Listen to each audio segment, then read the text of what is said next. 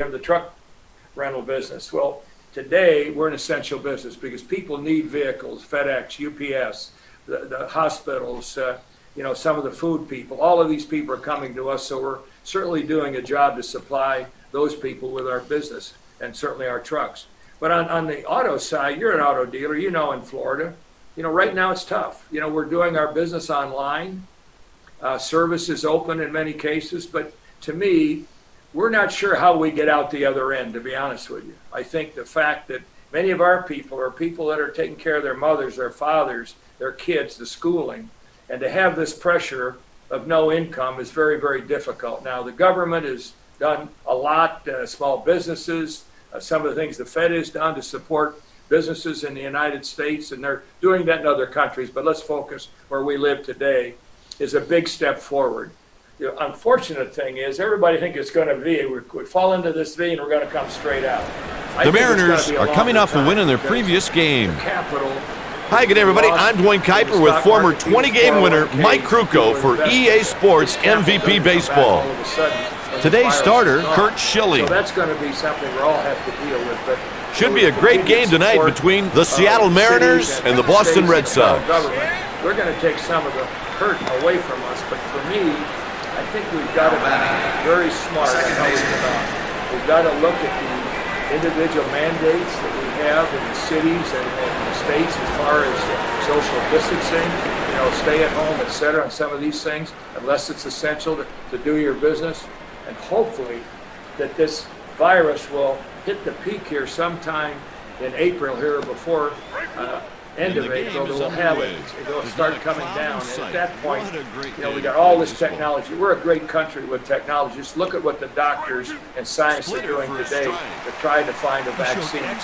Hopefully that vaccine will be available and they'll have tested it in groups. And the healthcare people can get that first, so then we can come in as individuals and hopefully get inoculated with something like that. But from my perspective, it's a tough time. I never realized, as you grow your business, that we ever have something like this. You don't dream about it. I've never seen it before. You haven't.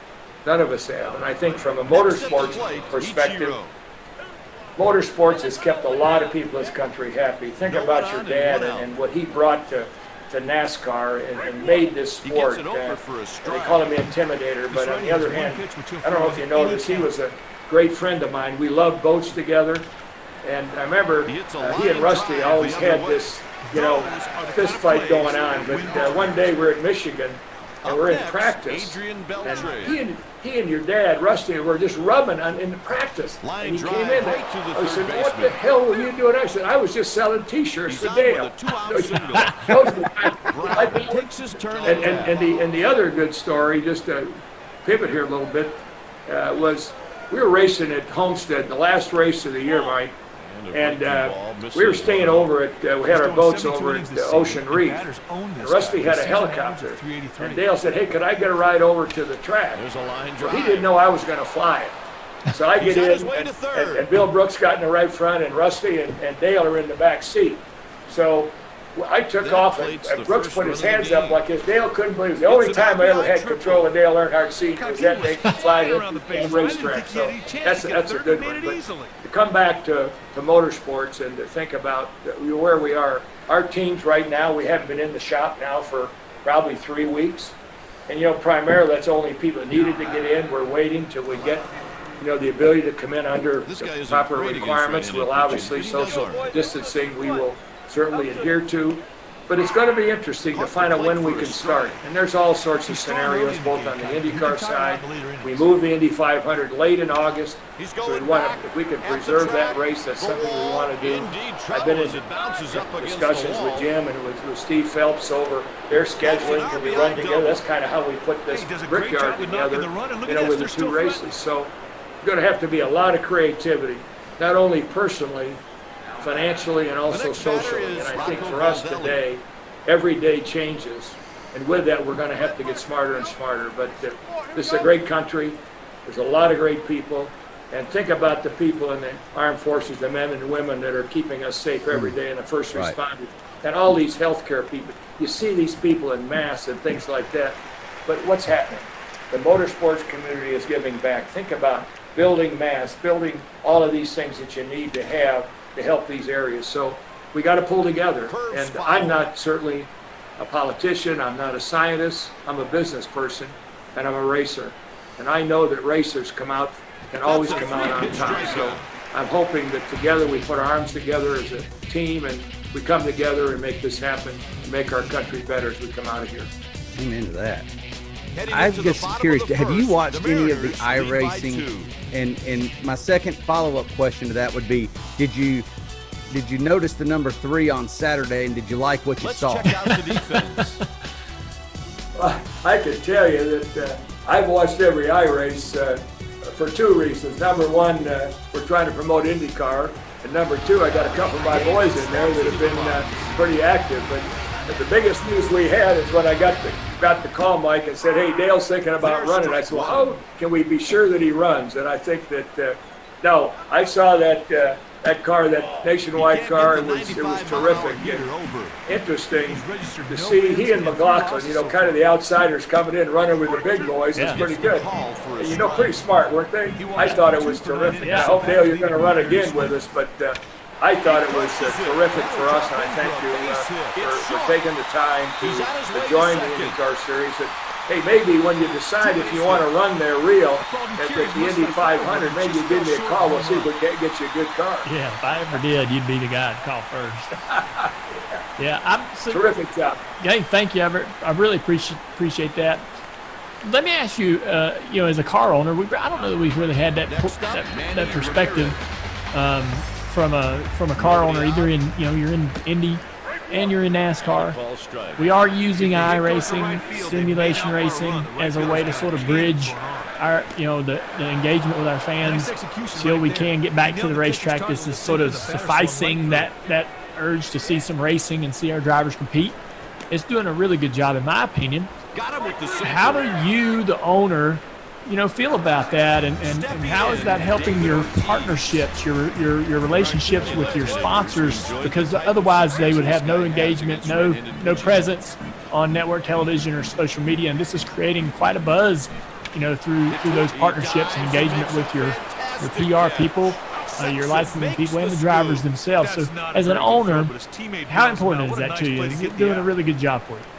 Well, I think number one, it's technology that we've had, and people now take it to the next. iRacing guys I know you're involved with those things to a certain extent, have done a terrific job. And think about this: stick and ball sports can't do this, can they? We're unique in the case that we have this, and kids have run little cars around the room, haven't they, before, just as a young boy. And to think about today that we go iRacing, number one, it's real, because the guys you can see, I know that Will and Scott certainly, and as you know, and I'm sure you do, they're on this thing for hours. In fact, they say they'll get in trouble with their girlfriends and wives now for spending so much time at the track.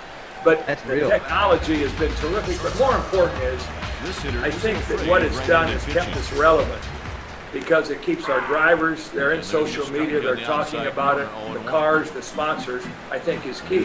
When we look back at some of the numbers, I think when you ran at Bristol the other day, it had 50% of the people really were watching, real people watching as they had at the race, the actual race, when you looked at the television audience.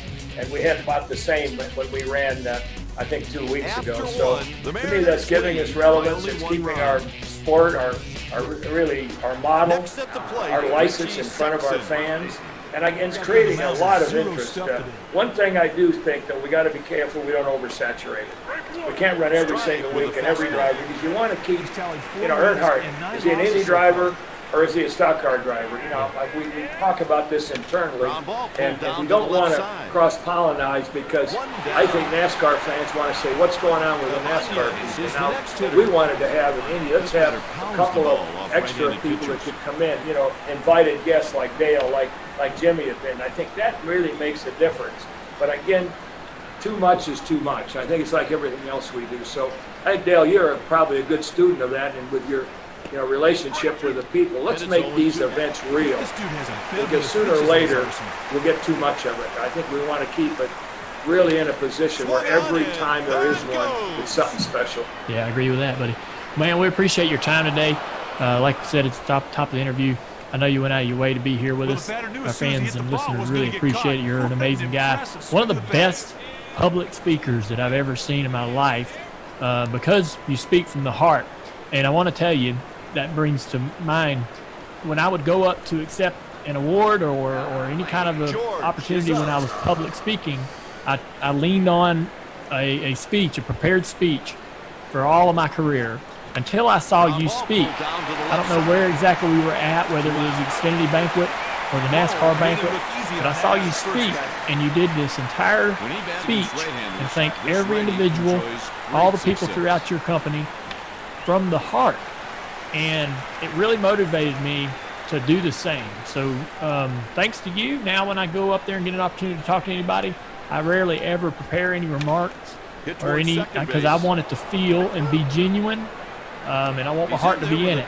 So I appreciate that about you, because I know it says a lot about your character and who you are to be able to go up there and give a speech like that anytime that it's necessary.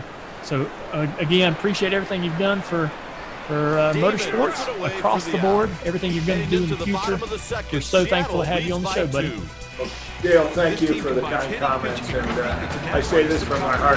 You, your dad, your family have been real models for me and helped me build my mission as I've gone through motorsports. Thank you very much. Yes, sir. Thank you. Nextdoor. It's a free app, great for building community, whether it's helping someone find their lost dollar or notifying neighbors about your kid's lemonade stand popping up. Nextdoor helps you feel closer and more connected to the people who live closest to you. Make the neighborhood feel like it did when you were a kid. Now, this app is something my wife uses, and I'm getting it on my phone. I'm in the process of joining this neighborhood. I cannot wait. I don't know about you guys. I don't know who my neighbors are. Oh, I hear you. Yeah. Like, I know who they are, but we don't talk, we don't hang out. I'm not over at their house, they're not at mine. I really would like a better relationship. To a point. I would like to have a little more communication, a little more sense of unity. Like, we're in this together, right? And if I need something and you need something, hey, I got a perfect example. The other day, my neighbor had a calf get out of the field, get out of the fence. A calf, right? Brand new calf, right? Just born, takes off running. Really uncharacteristic for calves, right? They usually, when they are born, they stick with their mothers, but this thing took off running out of the fence and down into the creek and out of sight. And my wife, thanks to the Nextdoor app, finds out that they're looking. We hop on our cart, we go out, we're looking for this calf happening. We didn't find it, but the calf was eventually found. All is right, it's back with its mom. So, personal experience with this Nextdoor app is working really well. So there's so many ways our neighbors can help us. And I just spoke about my own experience. We just need an easier way to connect with them. Nextdoor is the free app that does just that. You can talk to your neighbors and tap into trusted local knowledge right from your phone, whether it's finding a last-minute babysitter, planning a local event, selling an item, or sharing safety tips. Nextdoor is the neighborhood hub to find everything you need and stay connected. What's cool is that Nextdoor is in every neighborhood in the U.S., and neighbors are already working together to build stronger, safer, and happier communities all over the world. For everything that's happening in your neighborhood, there's Nextdoor, the neighborhood hub. So what are you waiting for? This app is free. Go to nextdoor.com/Dale Jr. to sign up and see what's happening in your neighborhood. Be sure to use the link from our show to sign up so they know you support our show. Go to nextdoor.com/Dale Jr. to sign up and see what your neighbors are talking about. Be sure to use the link from our show to sign up so they know you support the show. That's nextdoor.com/Dale Jr. to gain access to a helpful network of neighbors you never knew you had for free. Make sure to tell them who sent you by going to nextdoor.com/Dale Jr. Open say. All right. Yeah, that Nextdoor app. So cool. Y'all know who's been neighborly, even in a pandemic? Matthew. You put on barbecue at my house. No, I don't know, but we've got an old man group now started. I know this won't make the show, but a bunch of older gentlemen True. A bunch of older gentlemen in my neighborhood invited me to be part of their like biscuit club. Let's go. And we we sit 6 feet apart from each other on this guy's driveway, and we eat biscuits. And we This sounds miserable.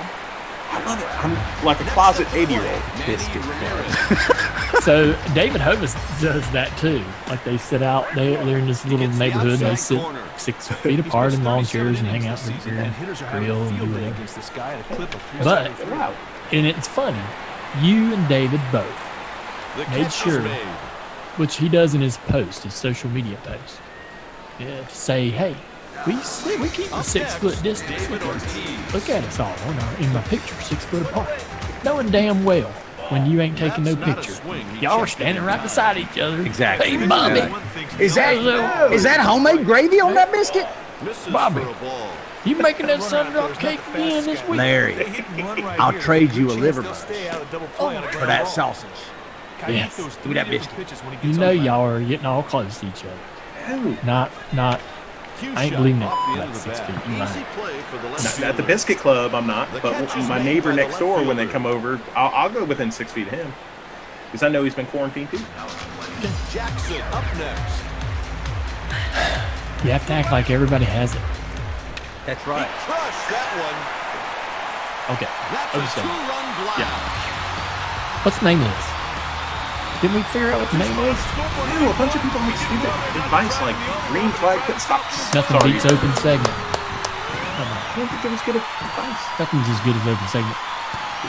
It's not the name or the lack of the name that I have a problem with. Y'all know What that, is it? right? No.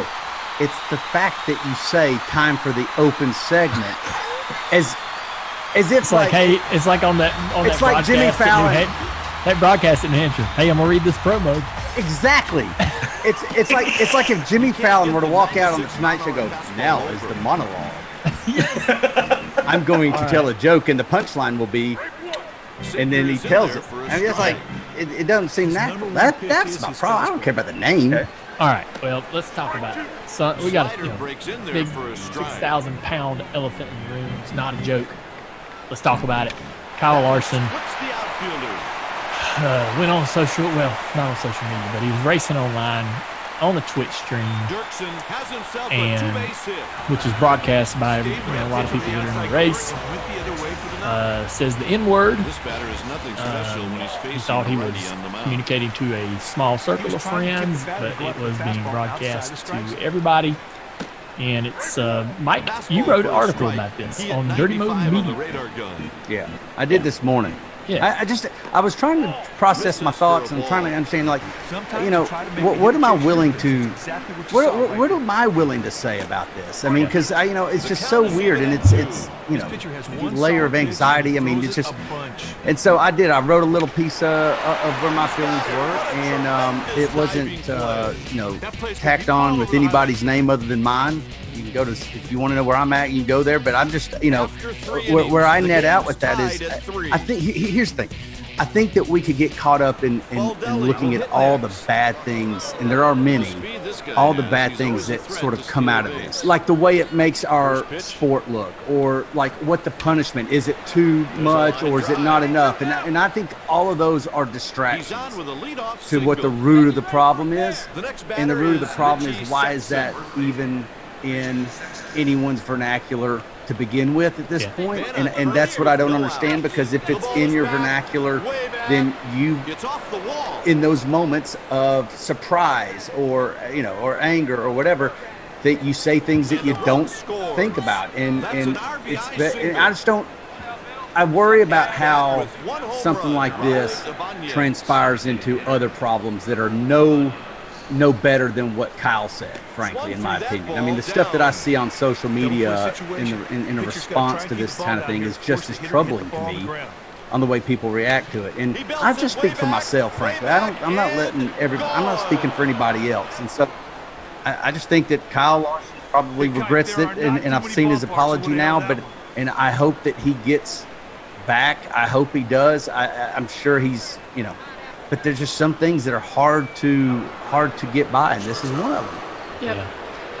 Yeah. I mean, that makes me feel bad for Kyle. I I hate confrontation. I hate when people make mistakes, and I hated that for Kyle. But I feel my first genuine reaction to it was the same thing. Like, if you don't have that word in your vocabulary, you don't have to be careful. You don't have to take, you don't have to take certain steps to prepare yourself from putting yourself in that situation. If it's not part of if it's not something you use, then you never have to be concerned. And I kind of A 3-pitch strikeout. I did go toward thinking about, all right, the court of public opinion will handle Kyle, and Kyle will handle Kyle with his apology and whatever his decision is going forward to repair his image and his reputation. That's on him. That's up to him, and how people perceive him is on them, right? I went from, hey man, look, you shouldn't have that word in your vocabulary. Don't ever use it. You won't have to worry about being careful, making a mistake, or slipping up. Just don't have it in your vocabulary. That's number one. And then I did go to, as an owner in the sport, these are difficult times, very delicate times. The teams are extremely fragile right now. You don't want to give any partner that you have right now a reason to consider their involvement and their commitment. And and that puts, employees at risks, and it just really makes things very challenging. And then again, I go from that also to the stereotypes that this sport has been clouded in for decades, and the people that have worked in the last several years very hard, the people in the industry that have worked, and the fans that have pushed to change that narrative. All that work seems to take a couple steps back. It works against those efforts. I got a question for you. We've just experienced the second week in a row where somebody has slipped up in using this new platform that's now so quickly present in public. Like, we are not used to it being this way. And so, are we experiencing a learning curve on what the expectations are, and people are learning it the hard way on just how awful of a situation they're in, being so publicly streamed? I'm just saying, it seems like we've gone 2 weeks in a row where somebody has misused this platform in a way that has cost them in the real life. And I wonder if it's a big stick of dynamite that we're all playing with sometimes without realizing it. Yeah, see, that's another concern for me, is that this is going to be a lot of the, I don't know if it's fault, but a lot of the attention is going to be put on Twitch or streaming or iRacing even, and it shouldn't. I mean, this was a mistake. This was a mistake that happened, and it just happened to be in that theater, in that environment, And I don't know that Twitch or streaming or that culture bears any responsibility there. That was a mistake that he made, and because I guess selfishly, like, I've spent this time in quarantine learning a lot about streaming, learning a lot about Twitch, learning a lot about why people do it, how to do it successfully, what's good, what's bad, how people are making money doing it. Why would they? What are they investing in their time and all that? And I'm really finding this really unique community and meeting and getting to know some pretty interesting people. And so I'd hate to see that. Well, he shouldn't have been streaming, or he shouldn't have been in that environment. He shouldn't have been putting himself in that situation. That's not it. I think it goes back to your point, Mike. Don't use the word. If it's not in your vocabulary, you don't have to worry about what situation you're in. Wherever you are, you're never going to use it. My question has less to do with his example and more to do with the fact that I'm not referring to Larson. Over the weekend, you were in the IndyCar race, and you came to me on Thursday talking about how these drivers are so ramped up, and man, they say mean things to each other, these IndyCar drivers, and we were sort of laughing about it, and it gave us this perception of IndyCar as a whole after one practice session on the way they were so kind of chippy at each other, and Will Power was so just yap, yap, yap, yap, yap on practice. And it did formulate an opinion that we had of drivers. And it might have even been stereotypical. It might have been like they're little whiny babies. Might have been. I don't know.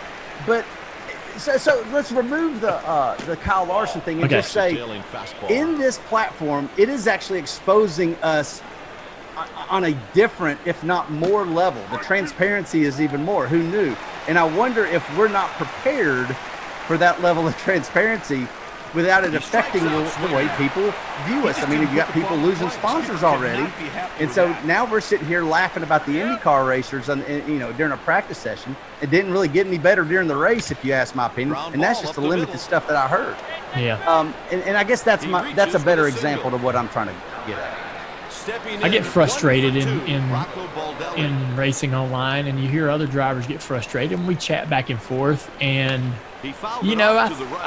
I feel like even maybe there's a couple guys that were a little bit more whinier or a little bit more agitated, vocal about it than others. One guy in particular just really on the button, just talking about how this is all, they're conspiring against him to lose, to keep him going in this race. It was hilarious. But we've met these guys and sat down and talked to them and shared conversations with them, and we know who they are, and I was in a Madden league with TJ, and there were 28 owners, real owners in this league, and there were some guys like Brad Keselowski would take Calvin Johnson as the Lions, and he would line Calvin Johnson up at tight end. I remember You couldn't beat it. He'd run a streak and catch the ball, and anytime he needed a first down, he got it. And, TJ wouldn't blitz any of his defensive linemen. He would put them all in spots, so when the ball got hiked, they would drop into coverage and just sit there in coverage and follow the quarterback. It was really debilitating, to be honest with you, and frustrating. And it was really, unrealistic. We used to get so freaking mad. So mad, right? And we had guys quitting in the middle of games, quitting the league, sending out emails. I'm out of here. This sucks. Cheater. This guy, he keeps doing X, Y, and Z, and I'm done with this stupid league. And they'd be back next week, begging to be back in. So I've seen, and Madden's the perfect example, because I think Madden, to be honest with you, probably brings the worst out of people. Now, video games in general do that. But, so when I hear these guys kind of chirping at each other, it just reminds me of that sort of ability for video games to sort of bring this frustration out. And it also brings out the same excitement in winning. Like, whatever that emotion is, the happiness, the joy of winning, the frustration of losing, it's as equally as real and evident whether it's a real race car or a simulator. Like, when Simon Pagenaud won the race Saturday in his IndyCar, he said it. He's like, I'm as happy about this as winning a real race. Genuinely mental. Willpower.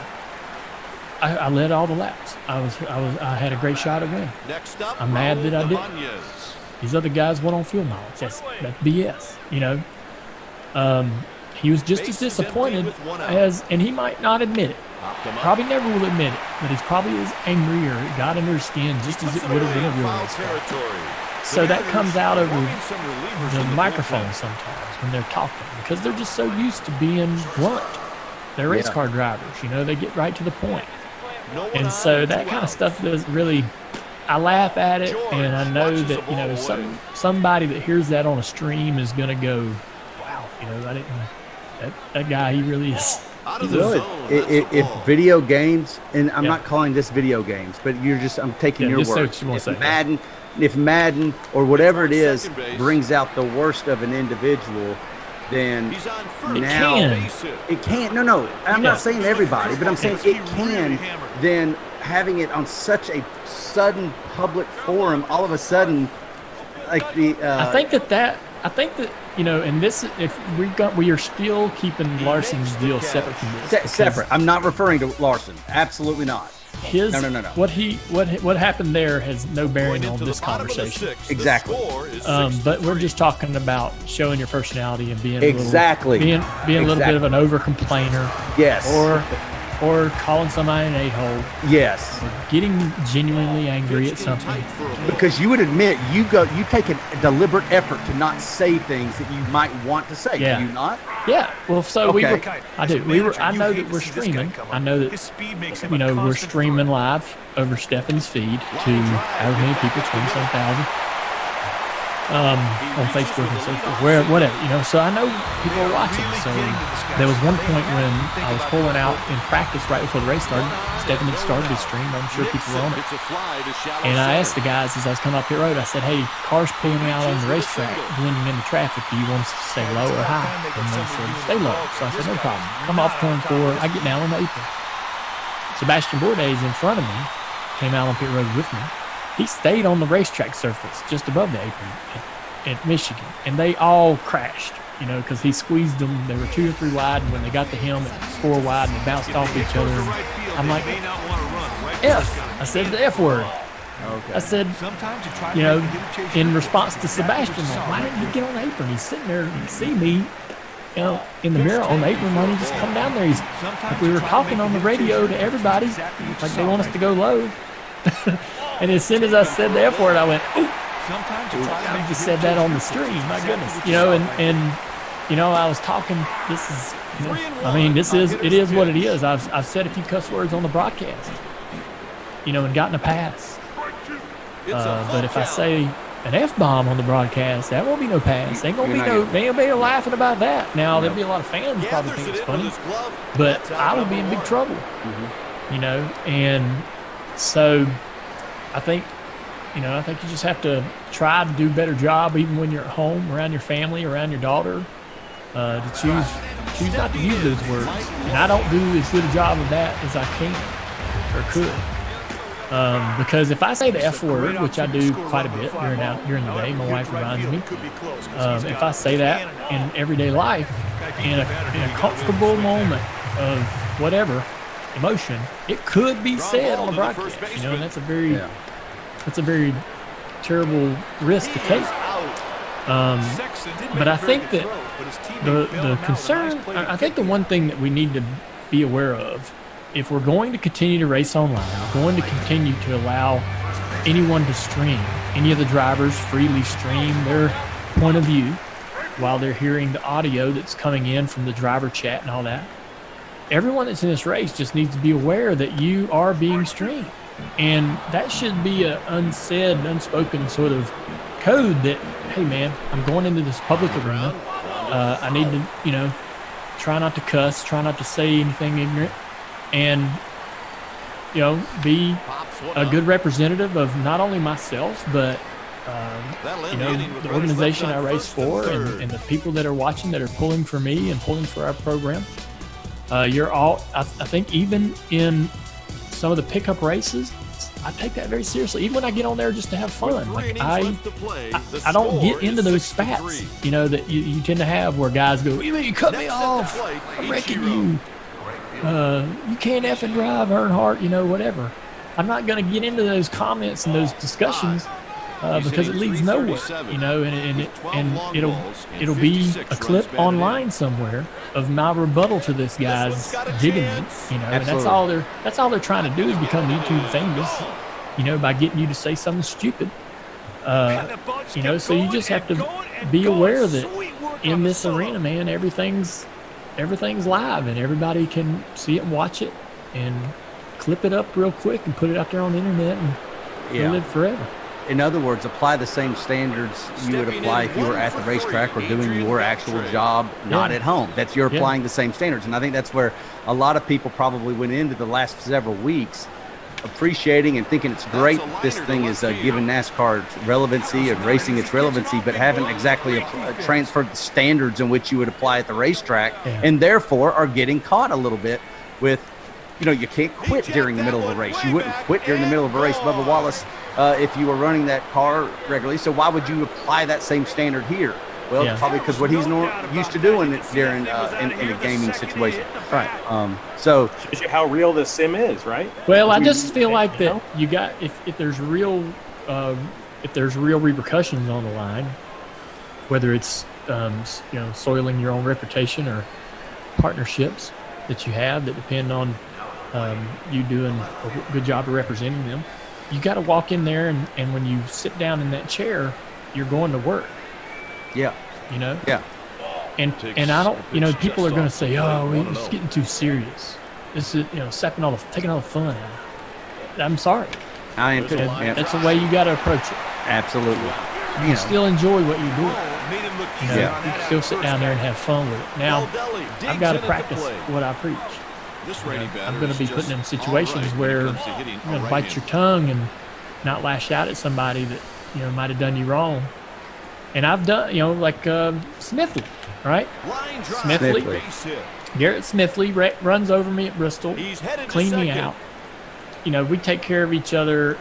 I always race hard, but I like to take care of the people around. I don't go in the corner and if I door this guy and he gets, he finishes 20th, I don't care.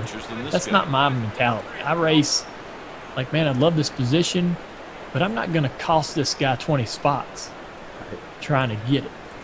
Especially in a sim race. Well, I think Garrett went in there and, didn't take care of me, right? Mm-hmm. And it cost me a top 10. And in that moment, I was as angry as I would have been in a real race car. And I told him to and I did it over a private chat. I even went to his name and clicked private message. But I knew as soon as I was sending that, while I was sending it, I knew that could be on Twitter in 2 minutes, less than that, and it was. But you got to be aware, that everything you say and do, and it's tongue-in-cheek, and we had a little fun with it. And, he's a good guy, and has done a good job, sort of being a good ambassador for this sim racing life that we're all living right now. But you just got to know that everything you type, say, do is, going to be up for criticism or debate while you're out there racing. I sit down there and I remember like, hey man, this is serious. Like, man, it was no more apparent than when I was running that Indy race the other day. Like I was in somebody else's house. It's like I felt like I was over at my when me and Amy started meeting the parents for the first time. It's like, man, you want to do everything right. You want to look presentable. You want to speak well. You want to leave and then have a great impression of you. All those things. So you were on your best. The other guys, though, it felt like Chuck E. Cheese during the middle of a birthday party where they're all fighting. Oh man, those guys. I can't stuff I can't say. I'm glad Mike's on the show. I'm telling you. I couldn't believe it. I love the intense nature of Will Power in his best moments and sometimes in his worst moments, and that's what I love about him. Even the iRacing officials were getting a little testy. And so they should have. Yeah, their patience was running out with these guys. Power was recommending that they actually restart the race because of the big crash at the beginning. And throw a yellow in the middle of the race because his fuel mileage was bad. Because his fuel mileage was bad, right. And I'm like, is this real world talk here? It's like and then as soon as I thought, oh, he's kidding, I hear somebody else go, I could use a caution too. He comes on the radio and goes, hey, Wes. He's talking to the race control. Hey.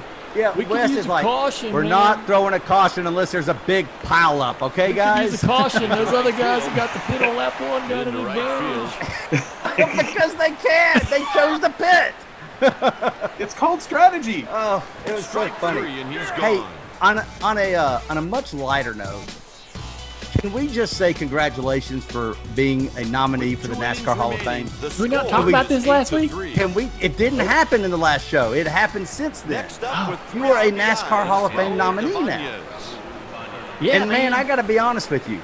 I know you are so proud of it. I know that you in your humility and everything, you express that.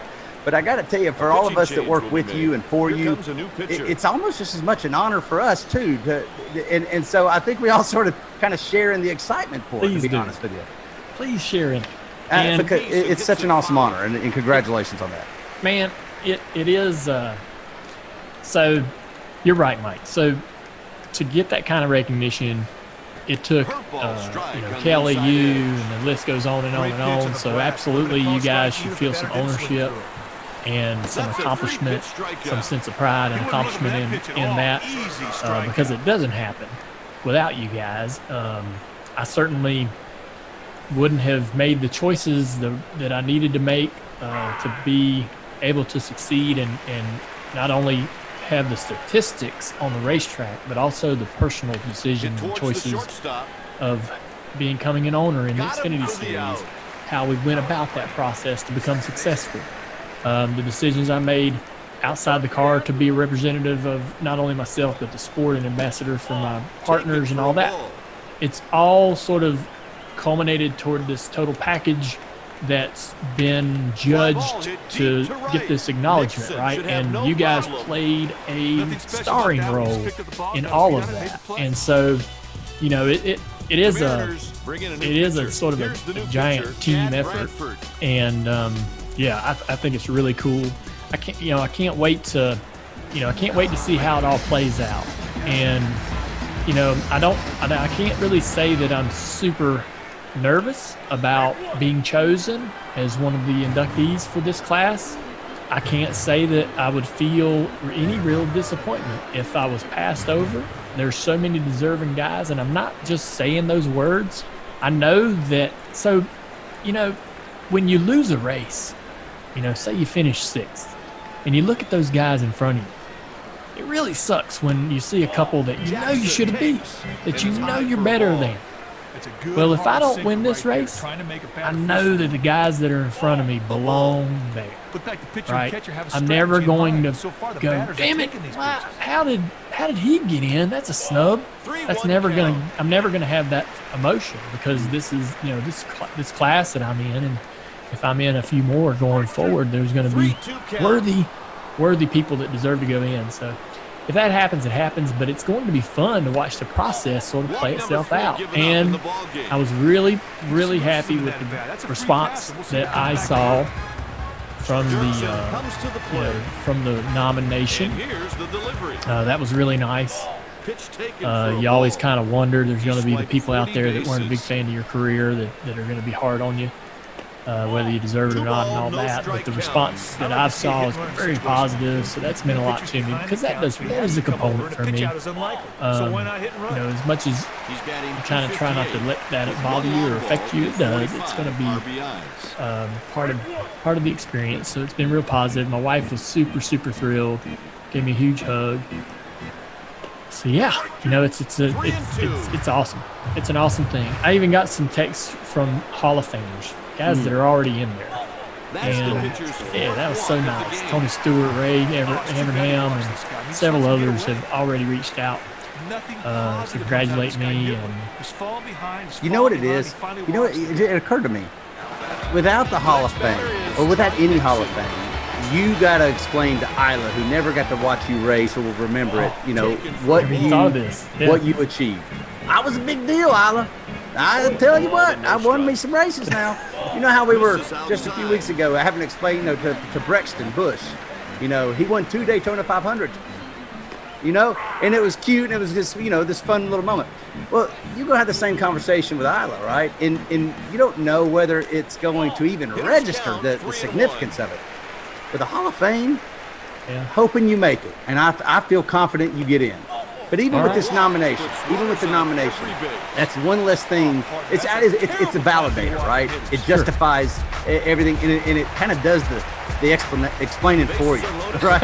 It does it. And I think that's kind of a cool thing. It's like, if you get into the Hall of Fame and you have that part of that corner of that building that's dedicated to you for the rest of your life, it doesn't matter how long, you could be long gone. And Isla could sit there and go, my dad was a big deal, and my dad did something special, and they're remembering him for eternity here. That's what's cool about Hall of Fame stuff. Yeah, I never even thought about that, and that's such a great way of looking at it, because it will be. I will be so eager for Isla to understand what my racing career was about and what I did for all those years, and hopefully that'll be able to help her get an idea. So thanks. Yeah, man. Appreciate you guys. And I'm glad you guys feel it too. I'm glad you feel a sense of pride in that. All right, buddy. That's good for the Red Sox in the 8th. Hey, everybody. It's Dale Jr. here for the Dale Jr. Download. This is the Ask Jr. part of the show presented by Xfinity. I have Leah Vaughn, our social media expert, who has been combing the internet for your awesome questions, and she's going to pull them up. So what you got there, Leah? All right. First question. This was kind of a fun one that I saw. Dave Newman wants to know, in the 3 Doors Down video for The Road I'm On, how much driving did you and Tony Stewart actually get to do?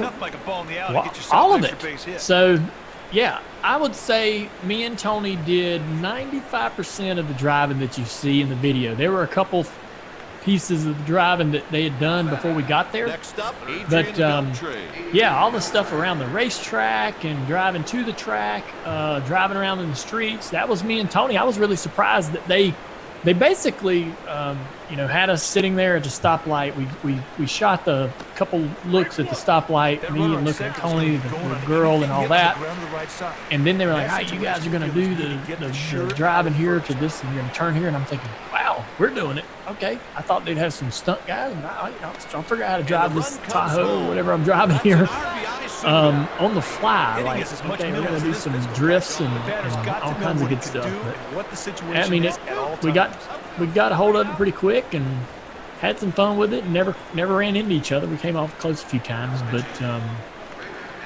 it was a good time. And the funny thing is we shot that video all night long. Like, we got there and started at 10 o'clock at night and shot all through the middle of the night. And oh man, it got to dragging there around 3, 4, 5 in the morning, trying to stay alert, right? It looked like you hadn't been up all night, looking like you weren't tired, but pretty interesting.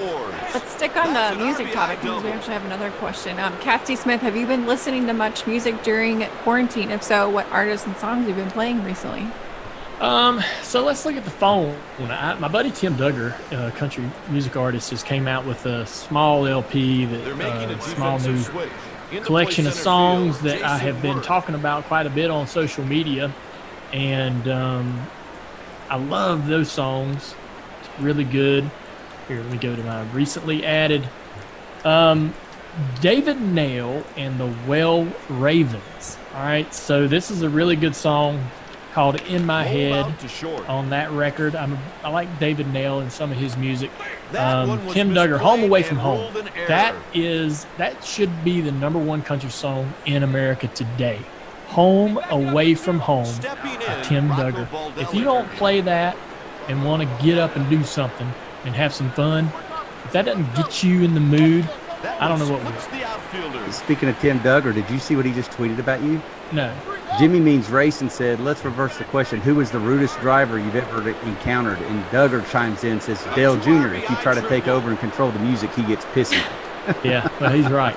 Not many guys can turn that thing into a triple. Extra hustle and a great me and Tim get on the touch tunes at the bar, and I mean we're spending that extra quarter to jump in line and get our songs played.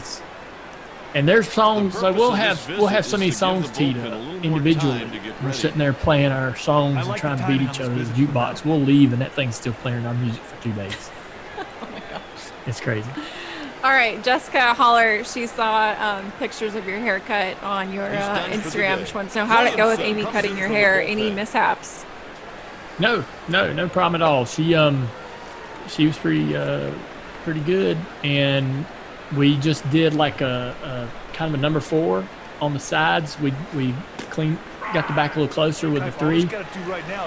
We did a 6 to blend the ridge, and then we did an 8, and then we used the trimmers up on the front. So obviously, there's, if you're really able to see not faded perfectly everywhere and not blended really well in some spaces, but my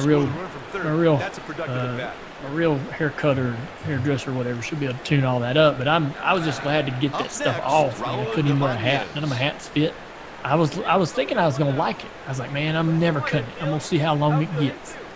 but it just keeps going up, right? My hair don't grow out and down like I wish. Like it just grows up.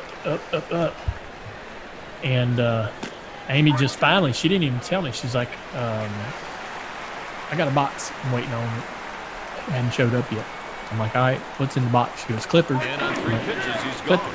You cutting my hair? She's like, Wins yeah. the battle. Sweet pitch to You're getting a haircut. So I didn't even get to choose, which is probably good.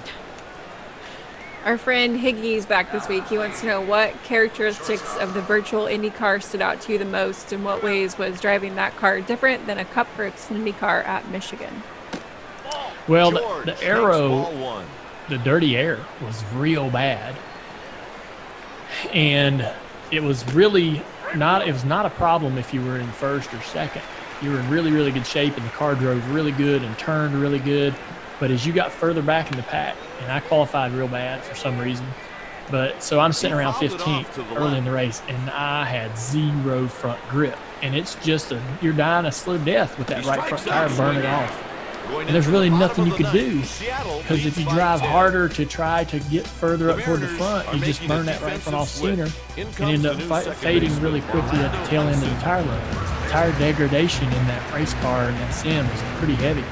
And so you kind of have to fall back almost losing the draft, but enough to get a little bit of turnability and clean air on the front to where the front will work without killing that right front tire. It was a very, very kind of frustrating way to run the race. I was hoping for a lot of cautions and attrition that would eventually put me closer toward the front to where I could take advantage of some of that cleaner air, but it never happened. All right, we got one more question. This one coming from Dave. Since NBC aired a couple classic races that you won over the last week, what's another race of yours that you'd like to see them re-air? Yeah, the All-Star race. You know, the 1987 All-Star race. I think one of the coolest races that I was ever able to see in person. But 1987 and then mine in 2000, winning it as a rookie, really just was an amazing experience for me. Probably, I have a hard time saying like this is my number one win, this is my favorite win.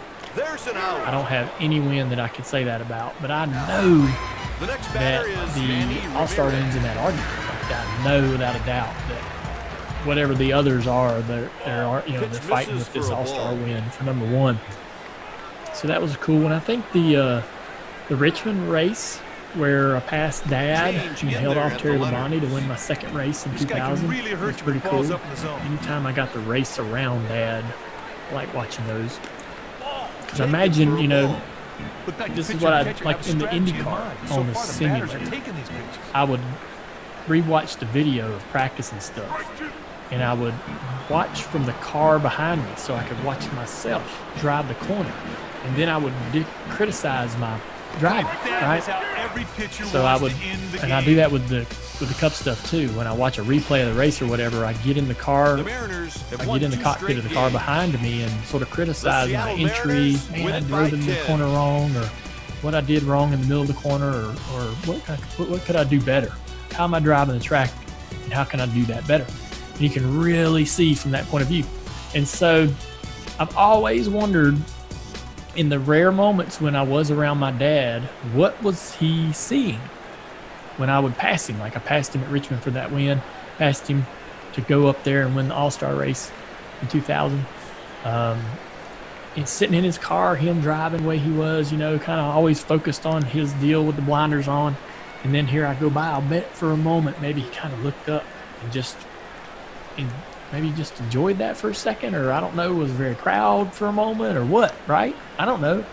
But I wonder, what that view was like for him as he's watching his car that he owns with his son at the wheel, right? Moving and driving and entering the corner and arcing and rolling the center and throttling up and doing all the things that are making it work. All right, guys, that's it for today. Awesome. That was some good questions. Thanks, Leah. Thanks to everybody who tuned in and offered up some great questions. I hope you guys are doing well out there. We can't wait to get back to the big table. Can't wait to get back to normal. I know you guys can't either. This is the Ask Junior, Dale Jr. Download, presented by Xfinity. Mike, do your daughters have your iPad? Yeah, wow. they were in here. Commenting? They're in the stream. They're commenting? I saw one that comes through and is your username was Mike Davis? It said Mike Davis is my dad. That's so funny. But I didn't want to say anything because I wasn't sure. That's awesome. That's hysterical. Little troublemakers. I know. That's adorable.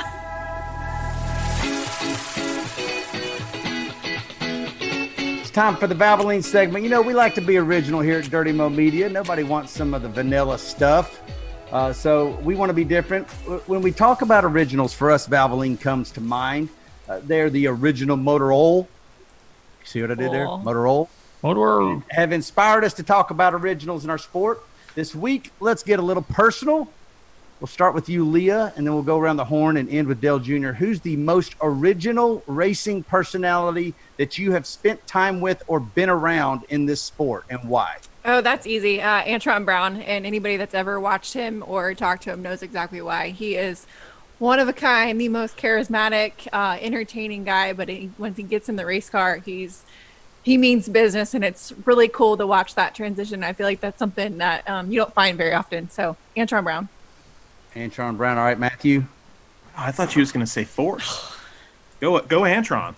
I would say from my childhood, Carl Bugsy Stevens, who was a modified racer, ran some Grand National races actually down south, but he was just one of those guys that you could come up to as a kid, and he'd always have something funny to say. He'd have that cigar clenched between his teeth with an open face helmet. Bones Boucher wrote a good book about him. It's one of my favorite books. I've got 2 copies. And he was the epitome of that 60s, 70s, 80s, character race car driver that a lot of us grew up and adored.